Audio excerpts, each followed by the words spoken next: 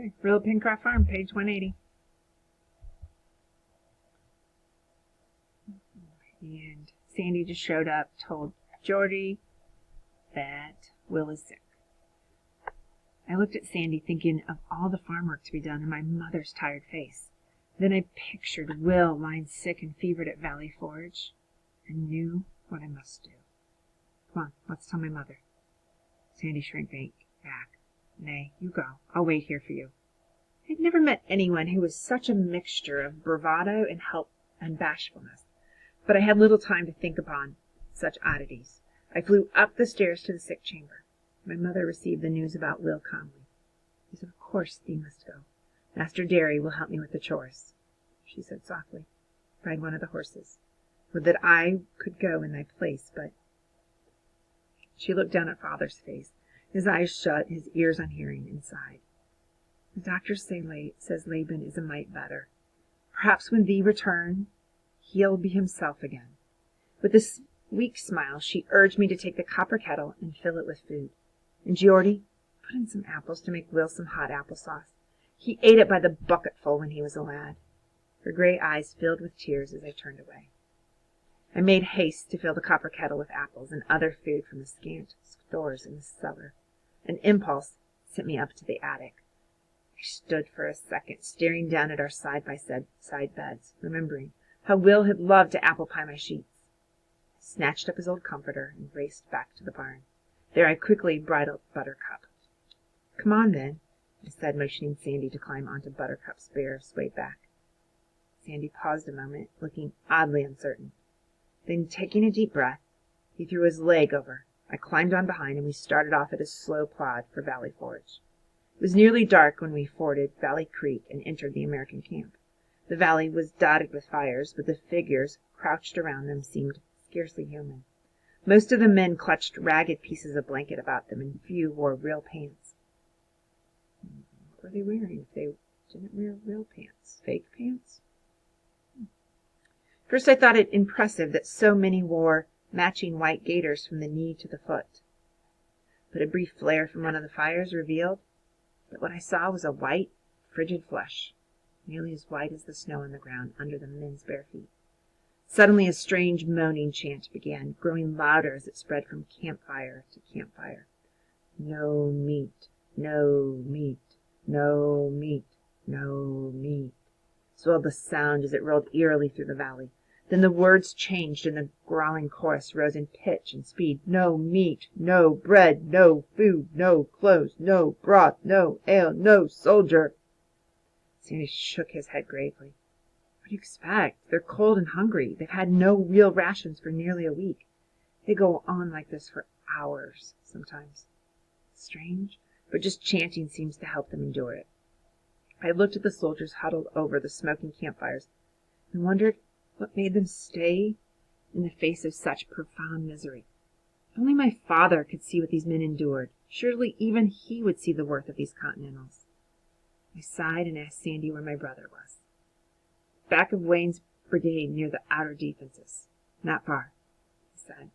We plodded up a hill and found the Flying Hospital, a large hut among smaller huts. We slid off Buttercup and looped her reins around a nearby stump. With a seeking heart, I followed Sandy's slight figure to the hospital door. It was monstrous gloomy inside. On the wall burned one small rushlight, flickering and smoking badly. The smoke was almost welcome, however. It helped to mask the otherwise unbearable stench. Rough-hewn beds, stacked 3 high, reached nearly to the log rafters. On each bed and on the floor, men were packed together on straw filthier than my father would have allowed in our pigsty. "Over here," whispered Sandy, moving toward the bottom of a triple bunk. "He's alone, you see. Putrid fever victims have that luxury. Usually they're sent to hospitals outside the camp, but those are too crowded to take him." Will lay on his straw, his bare legs sticking out below the small remnant of blanket he clutched to his chest. I reached out and felt his face. It was burning hot. "Will, it's Geordie. I've come to take care of you," I murmured. "Geordie?" he said, his voice hoarse beyond all recognition. "You shouldn't have come. You'll take the infection. Go. Go away." He struggled to sit up and moaned with pain. I gently pushed him back down against the straw. Don't you worry about anything except getting well. I am come to help you, Will. Mother sent food, and here's the cover from your bedstead at home. Remember? I spread it over him. He only moaned again and drifted off to sleep. Sandy touched my arm and beckoned me to the hut door where the February wind whistled through the cracks. I must leave, he said, but I'll send someone to help you get settled. You'd best sleep alongside Buttercup. So many horses have starved for lack of forage that there are not enough to pull the artillery should the British attack. So private horses are liable to be confiscated. You must stay close to her until it's known you're only visiting to nurse your brother. Besides, Sandy added with a lopsided grin, when a man is hungry enough, even a horse might seem a great delicacy. You don't mean these men have been eating their horses? I said, genuinely shocked. No, at least not that I've seen. But they've been without meat for a long time now, so you'd best bundle up with Buttercup. At least she'll keep you warm. But where are you? Sandy's eyes fell. Oh, I hang around here and there, but now you've arrived, I'll be easier about leaving Billy. He's like a brother to me, and I couldn't bear it if he should. He manfully choked back a sob and straightened his shoulders, with an odd, desperate glance at me. He went out into the darkness. Will's haggard appearance made me feel like sobbing myself. Then I thought to make him something hot and soothing to eat when he woke. I busied myself cutting up some of the apples I brought. I put them in the copper kettle and went outside. I scooped up some snow and added it to the apples and set the kettle over the coals. I felt bad doing this in front of the hungry soldiers ringing the campfire, but after I explained it was for my sick brother, they gamely wished me luck in nursing him. Still they watched the simmering applesauce with longing eyes. To take their minds off their empty stomachs, once again they took up their gloomy refrain. No meat, no food, no shoes, no breeches, no soldier. When the applesauce was done, I started into the hut with my kettle. Just then a shadowy form appeared behind me. Geordie? I was so startled I nearly dropped the kettle. I've been ordered to show you about. This time it was my jaw that nearly dropped to the floor. It was Ned Owens, still as pudgy as ever, though now dressed in the full regalia of a drummer boy, his nose wrinkled in disdain at the smell of sickness and smoke permeating the hospital hut. His disdain gave me back my tongue. Ned Owens? How is it you look so stout in the midst of this near starvation? Let's just say I know which side my bread is buttered on. Obviously, I muttered scornfully. And I know the important people in this camp. You mean Washington? Nah, I mean Inspector General Conway. His voice dropped to a conspiratorial whisper. He says Congress will soon replace Washington with Gates as Commander-in-Chief. And as Conway is a favorite with Gates and I'm a favorite with Conway. Under my astonished gaze, Owens preened himself, smoothing down his blue tunic and fingering the brass buttons. Inspector General Conway has made me his aide, so I sleep at his headquarters while that Sandy bunks down at Washington's headquarters, no less. He sniffed disdainfully. Lady Washington mollycoddles that smock-faced toad-eater Sandy something shameful. But they'll all be sorry when Gates and Conway take over, he added in a venomous voice.